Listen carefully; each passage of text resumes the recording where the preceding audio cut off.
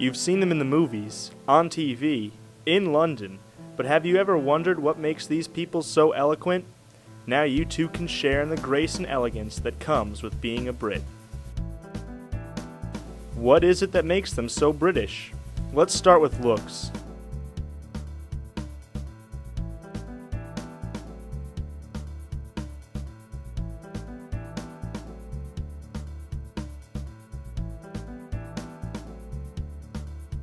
The average British male would be seen in a three-piece suit, complete with shined dress shoes and a tweed cap if he prefers.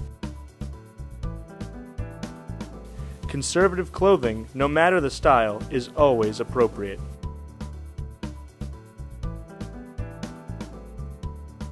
The average British female can be seen in a conservative skirt, dress shirt, and a Burberry scarf if she prefers. Hair should be pulled back and neat. Avoid a sloppy appearance as well as revealing clothing. The British always remember first impressions are very important.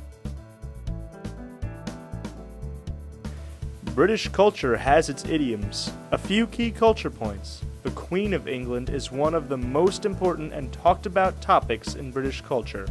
Residing at Buckingham Palace, Queen Elizabeth is the head of state and the most powerful person in the country. She is also the first British monarch to circumnavigate the globe. Her conservative views on religion, morality, and family matters continue to be a hot topic in conversation. Music is also one of the staples of British culture. Along with supporting some of the largest and most widely known orchestras in the world, the UK has produced some of the most famous rock and roll artists since the 1950s.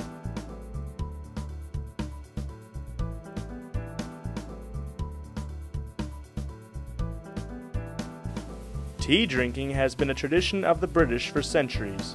Several rules of etiquette were established for this fashionable social ritual. Tea time is always late afternoon around 4 o'clock. This custom is known as high tea. You will need tea plates or small plates for finger foods. There will be napkins and forks as needed for these provisions. The table setting at tea is imperative to the experience. A fine linen tablecloth should cover the table. Milk, sugar, and lemon should be available.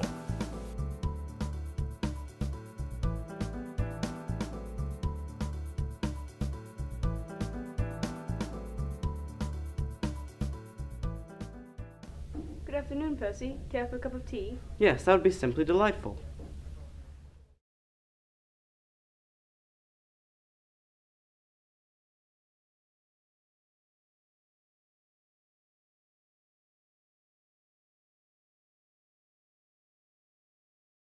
The nature of tea time is very proper, and manners should reflect that.